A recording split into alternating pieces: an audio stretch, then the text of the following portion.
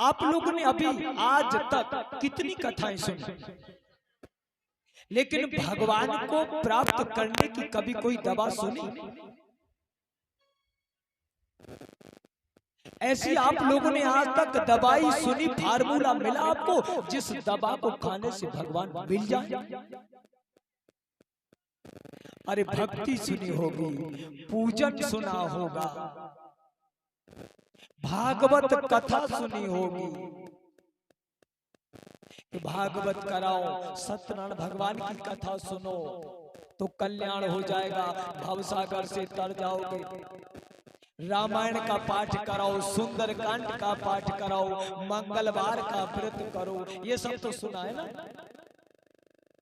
लेकिन आज आप लोगों को बड़ी सुंदर एक दवा बताई जाएगी, जिस दवा को इकट्ठी करके बना करके और उस दवा को खाने से भगवान मिलेंगे, भगवान मिल जाएंगे।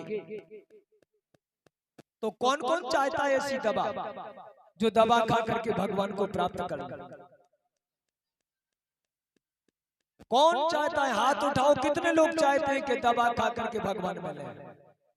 हाँ देखो, काफी भक्तों की भीड़ ने हाथ उठाए और सबसे पहले हमारे नारद बाबा ने हाथ उठाया कि हम भगवान को प्राप्त करना चाहते हैं। तो सुनो उसका फार्मूला, एक अनोखी दवा जो भगवत प्राप्ति की औषधि है। तो हमें सबसे पहले क्या चाहिए? सच्चाई के फूल। कितने? 50 ग्राम। किसके फूल? ना गेंदा के, ना गुलाब के, ना गुड़हल के। किसके फूल चाहिए?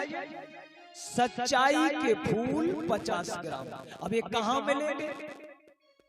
ये आपको ढूंढना है। किसके फूल? सच्चाई।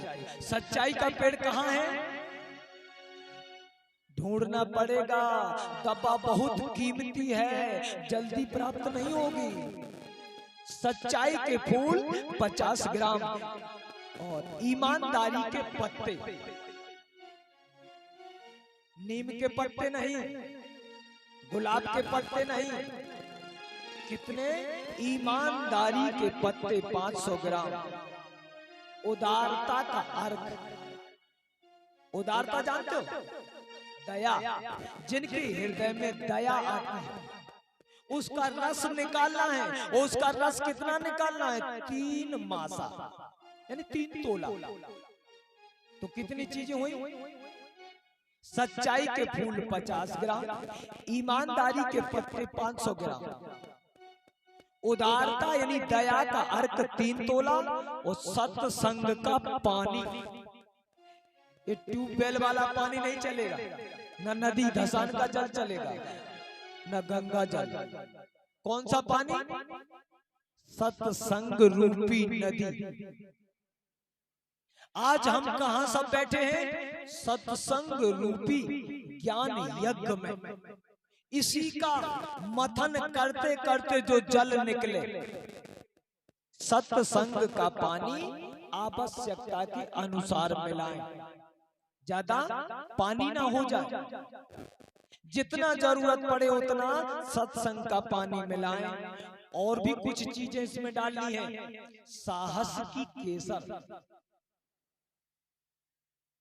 साहस में से जो केसर निकलती है वो इसमें डालनी है 5 ग्राम। तभी हमारी दवा तैयार होगी। साहस की केसर 5 ग्राम, इन सबको आपस में मिलाना है। किस किस को? सच्चाई के फूल 50 ग्राम, ईमानदारी के पत्ते 500 ग्राम, उदारता का अर्क 3 तोला, सत्संग का पानी और साहस की केसर। इन सबको एक बर्तन में मिलाना है। और वो बर्तन कौन सा होगा? परमात्मा रूपी तपेले में। परमात्मा रूपी तपेले में इसको भर ले और भक्ति का शुद्ध घी डालकर, कौन सा घी? ना तो गाय का ना भैंस का, भक्ति का शुद्ध घी डालकर प्रेम के चूल्हे पर चढ़ाएं। प्रेम के चूल्हे पर चढ़ा करके इसको ध्यान रूपी अग्नि से खूब पकने दें। इसमें ना तो गैस का चूल्हा चलेगा ना लकड़ी वाला।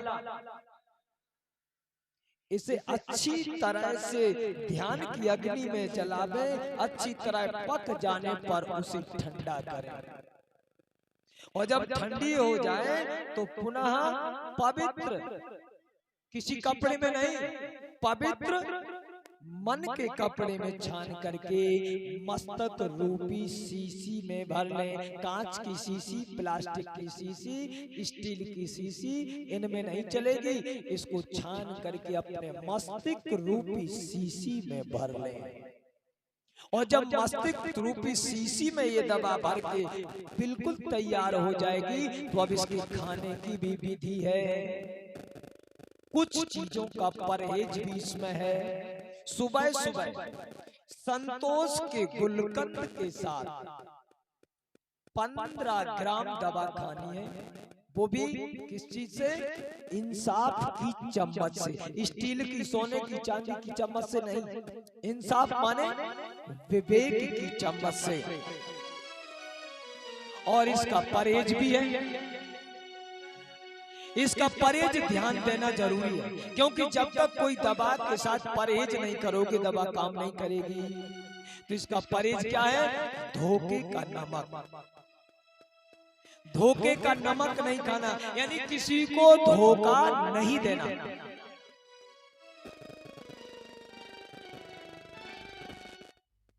जो धोखा देते हैं उनके आज चल करके घर देखो, क्योंकि दगा किसी का सगा नहीं, किया नहीं तो कर देखो। और जिन्होंने दगा किया है उनका जाके घर देखो। तो इसका हमें परहेज रखना बहुत अनिवार्य है। तो धोखे का नमक और लालच का पापड़ और दुराचार का अचार, क्योंकि वैद्य सबसे ज्यादा खटाई को रोकते हैं। तो आज के हमारे जमाने में कौन सा आचार सबसे ज्यादा खा रहे हैं लोग? दुराचार का।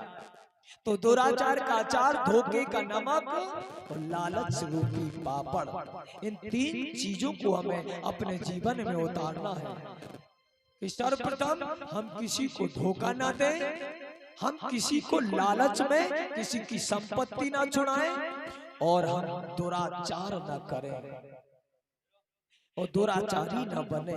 तो अगर ये से हमने नियम को बनाया तो हम अपनी भक्ति को सिद्ध कर सकते हैं, परमात्मा को पा सकते हैं।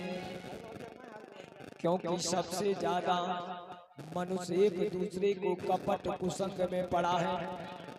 कपटी मित्र ना कीजिए, पेट बैठ बुद्धि लेत, आगे राह दिखाएंगे पीछे धक्का दे। सबसे ज्यादा हमारे संसार में कपट का प्रभाव, छल छिद्र का प्रभाव सबसे ज्यादा बढ़ रहा है। काफी लोग, हम जहां जहां भी कथा करने गए तो हमने सबसे अच्छा, लोग कहते हैं महाराज हमने अयोध्या वाले गुरुजी की दीक्षा ली, बोले हमें यहाँ कोई ऐसा पंडित दिखाई नहीं दिया, हम तो दीक्षा लेने के लिए वृंदावन गए थे। कोई कहता हम तो अयोध्या में सबसे बड़े छावनी के जो महंत थे उनकी दीक्षा ली। लेकिन भैया, जय श्री राधे, जय श्री राधे श्याम। अरे हंसा